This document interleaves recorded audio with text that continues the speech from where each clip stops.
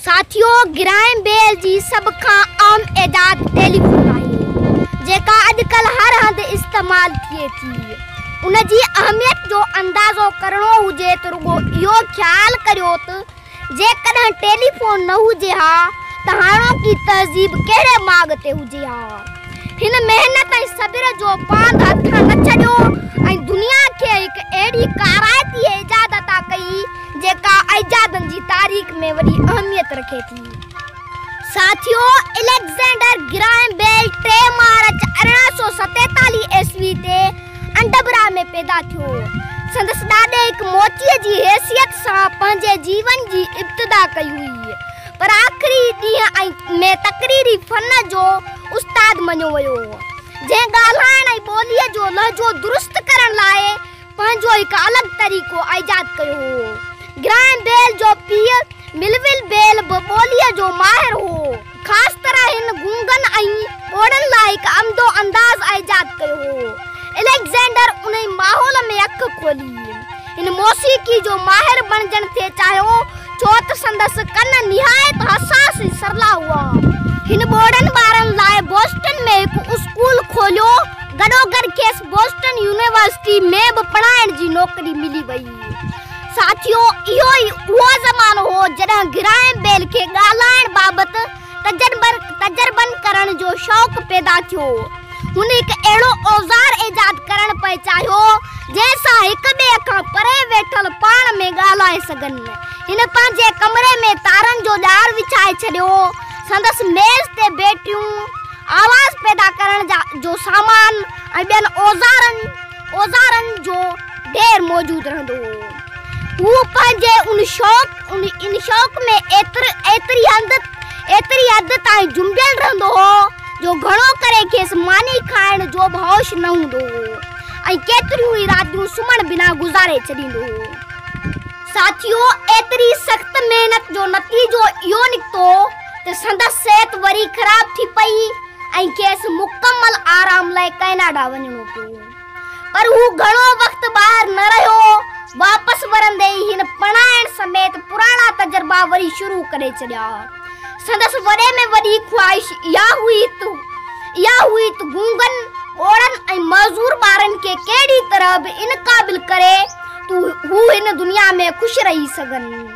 हिन सभ खां पहिरियां ई ॿोड़नि ॿारनि लाइ हिकु अहिड़ो औज़ार ईजाद कयो जंहिं वसीले हू उन्हनि लहरुनि खे ॾिसी सघंदा हुआ जेकी असांजे कननि ते असर अंदाज़ थी आवाज़ जो अहसास पैदा कंदियूं आहिनि, ऐं उहो ई औज़ार अॻिते हली फ़ोन जी सूरत में सभिनी जे आॾो आयो। ॿिनि लफ़्ज़नि में ईअं खणी चइजे त अलेक्जेंडर ग्राहम बेल टेलीफोन जहिड़ी साराह जोगी ईजाद ॿोड़नि ॿारनि जे स्कूल में ई मुकमल कई।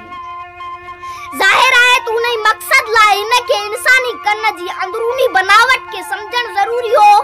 पंहिंजे डॉक्टर दोस्त जी मदद सां खेसि हिकु मुअल माण्हूअ जो कन मिली वियो ऐं अलेक्जेंडर ग्राहम उहो गौर सां जाचे ॾिठो। पोइ हू मोकलनि वारनि ॾींहंनि में इहो कन पाण सां गॾु कैनेडा खणी वियो, जिते संदसि पीउ माउ रहंदा हुआ। उते 1874 ईस्वी जे उंधारे में हुननि अहिड़ा तजर्बा शुरू कया जंहिंजे नतीजे में टेलीफोन जहिड़ी अज़ीम ईजाद वजूद में आई। उन ज़माने में साइंसदान के बरक़ी वर्क बाबति घटि ॼाण हुई। ग्राहम बेल साइंसदान न हो, तंहिं करे हिन खे बिजली बाबति ॾाढी ॾुखियाई पेश आई, पर हू मायूस न थियो।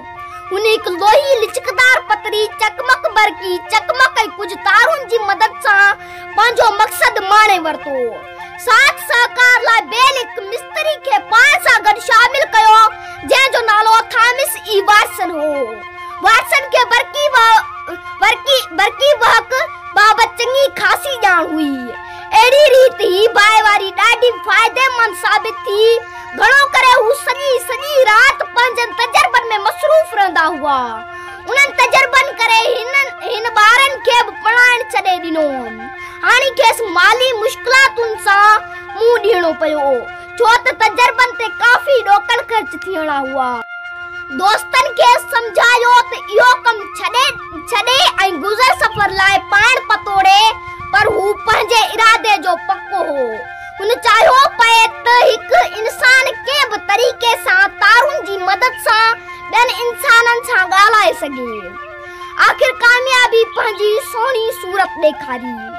इहा 2 जून 1875 ईस्वी जी ॻाल्हि आहे। बेल ऐं वाटसन गॾिजी बरकी वाक मां आवाज़ जे लहरुनि खे फैलाइण जी तरकीब ॻोल्हे कढी ऐं टेलीफोन तयार थी वई। बेल क़ौमी जज़्बे हेठि पंहिंजी हीअ इजाद इंग्लैंड सरकार जी खिदमत में पेश करण जी कोशिश कई, पर कंहिंखे बि एतबार न आयो। आख़िरकार हिन अमेरिका में पंहिंजी हीअ इजाद रजिस्टर कराए ऐं हू टेलीफोन जो मौजूद मञियो वियो। उन वक़्तु बेल जी उमिरि 29 साल हुई।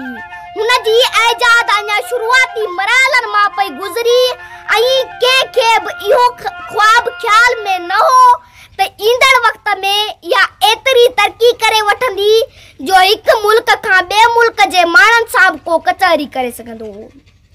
25 जून 1876 ईस्वी बेल लाइ हिकु नओं ॾींहुं साबित थियो। फिलाडेल्फिया में मुख़्तलिफ़ शयुनि जी नुमाइश थी रही हुई। ब्राज़ील जो शहंशाह ख़ासि महिमान हो। बेल बि बोस्टन मां पंहिंजी फोन खणी निमाह लाइ पहुतो। जॾहिं नुमाइश जे जजनि संदसि इहा इजाद ॾिठी त ॾाढा ख़ुशि थिया ऐं चवण लॻा तार ॻाल्हाए थी। मशहूर साइंसदान सर विलियम थॉमस, जेको पोइ लॉर्ड केल्विन जे नाले सां मशहूर थियो, पाण बेल जी टेलीफोन खे इस्तेमाल करे ॾिठो ऐं अचरज मां चयो, शाबाश नौजवान, तो हिकु मौजो करे ॾेखारियो आहे। मां पेशनगोई करियां थो त तुंहिंजी हीअ इजाद हद खां वधीक मशहूरी माणींदी। बेल खे पक हुई त थोरे ख़र्च सां संदसि इहा इजाद एतिरी तरक़ी करे सघंदी जो उन वसीले मुल्क जी हिकु कुंड खां ॿी कुंड ताईं ॻाल्हि ॿोल करे सघबी। पर हिन वटि पैसो सफ़ा न हो। ग्राहम बेल तार कंपनीअ खे गुज़ारिश कई त हू इहा इजाद ख़रीद करे, पर कंपनीअ खे हिन जी इजाद जी कारीगर हुजण जी का बि पक न हुई। अवाम बि संदसि फोन खे रांदीको सम्झंदो हुयो। बेल बेक़दरी सबब दिल ते पत्थर रखी ख़ामोश थी वियो ऐं जीअं तीअं करे पंहिंजी इजाद खे बहितर बणाइण जी कोशिश में रुधल रहियो। वाटसन ऐं कुझु ॿिया दोस्त साणसि गॾु कमु कंदा रहिया। हाणे उन ई रांदीके सां 2 मेलनि जे मुफ़ासिले तां ॻाल्हाए सघिबो हो। पोइ 16 मेल ऐं उन खां पोइ बोस्टन ऐं न्यूयॉर्क जे विच वारो मुफ़ासिलो, जेको 200 मेलनि खां बि वधीक हो। साथियो, माण्हुनि खे आख़िर यकीन अची वियो त तारुनि वसीले वाकई परे परे वारनि हंधनि ते हिक ॿिए सां ॻाल्हाए सघिजे थो।